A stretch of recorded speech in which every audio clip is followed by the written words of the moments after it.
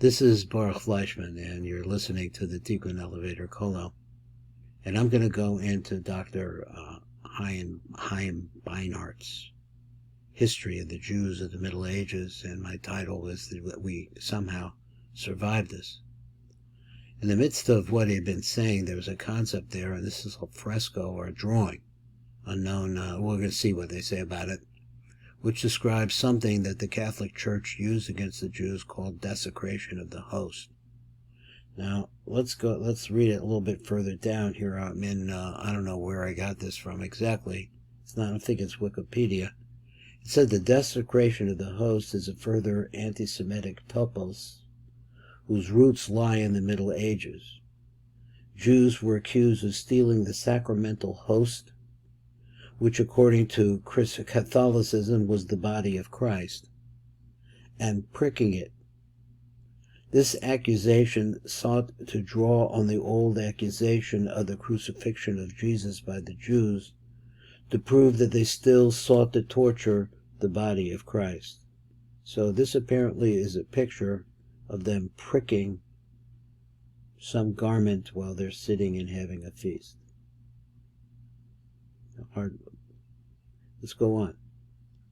He says depiction of the desecration of the host in Sternberg. This depiction here goes all the way back to the year of the expulsion from Spain, 1492, the discovery of America by Columbus. Depiction of the desecration of the host in Sternberg from 1492, based on a contemporary engraving from Lubeck. Apparently that's a place. It was an unknown artist. And this is the Jewish Encyclopedia in Berlin in 1928. Let's take a look at another topic. Centers of dissemination of hatred of the Jews. Now here, just get an idea that we're talking about Germany, which at this time is called the Holy Roman Empire. So it's I don't know the history exactly what the Papal Empire, the papacy, and the Holy Roman Empire, exactly when they diverged and whether they would diverge and they came back together, all the different kinds of patterns. But let's see if I can move it down a little bit lower. Just get an idea here. Try to get it a little bit better, more clear. We have dates. 1451 and 52 in Hildesheim, the end of the 15th century in Alsved, and all of these different places, Frankfurt, Hanoi, the dates of different hatred of the Jews. Now, let's see, how does he explain this a little bit better? Explains like this. If you look at the boxes that he has, these are performances, these are places. There is something that's called a passion play. They have one here in Florida, I understand. I can't remember the name of the town. Performances of anti-Jewish passion and mystery plays took place in all of these different boxes that you see here. Then there are different places within the box that they have also books. He says anti-Jewish manuscripts and plays are printed. Then different things you see here is also another one here, this mark here, anti-Jewish preaching. This mark here, let's try to find it. Let's move it over here. It's this one right here. Second half of the 15th century, anti-Jewish denunciations. Places of pilgrimage with anti-Jewish motifs. All of the stars that you see. Let me see, here's a star down here in Trient, here in Passau, Deggendorf, all these different names, German names. The agitation of the church was very, very strong at this time, and it led to what we learned, expulsions and massacres. So,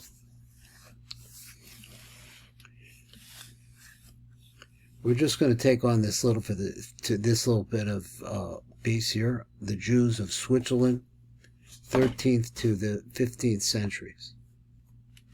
He writes, and here's Switzerland, and we'll get some ideas here. First, we'll read the blurb at the top. The oldest Jewish community in Switzerland seems to have been in Basel, where Jews are first mentioned in the year 1213. Additional communities in the area in the 13th century were in Constance, Lucerne, Bern, Zurich, Geneva, and Lausanne. Although most of their members were engaged in money lending, there were also merchants, tailors, metal craftsmen, and others, owners of vineyards and orchards. The Jews of these towns, who came mainly from Alsace and Germany, were soon destined to be persecuted and expelled from Switzerland. Among other things, they were accused of causing the Black Death, and the Jews of Cologne were accused of poisoning wells. The fate of the Jews of Geneva, Lucerne, and Bern was similar. Many were expelled or burned at the stake. Jewish life in Switzerland was reconstituted on a small scale toward the end of the 14th century. A few Jewish doctors being given permits of residence. It was only in the German-speaking areas that a number of communities took root.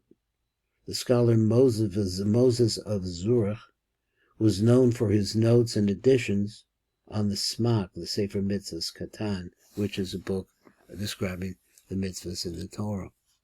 Now we have a little map here. Here's Switzerland. Let's get a little idea from the legend here. He says 3 forest cantons. I'm not sure what that means. Maybe the area is forested. I'm not sure. But this is the darker blue. So obviously the Switzerland is divided up into something that we're calling cantons. Cantons that joined the Confederation in 1353. This would be the lighter blue.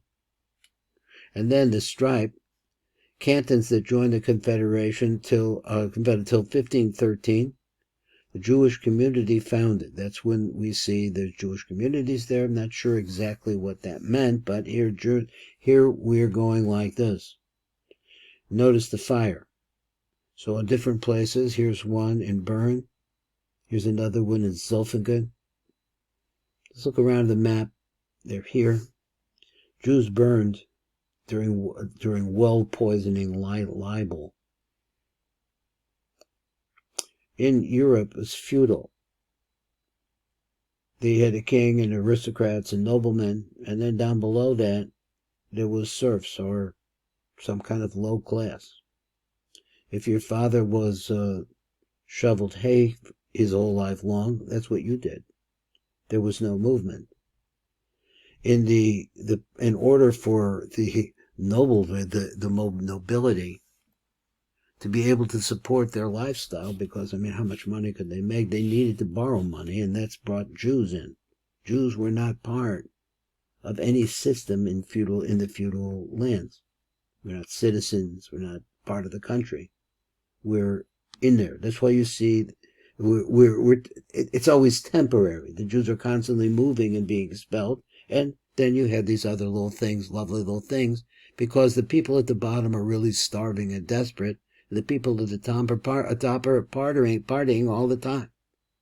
So in between that, you have Jews, and that's a system in Europe in which Jews had to survive. Jews burned, burning of Jews in the year 1401.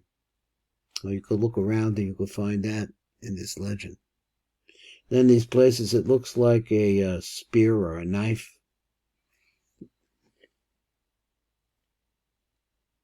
Here's one. They're around. There's another one. Blood libels.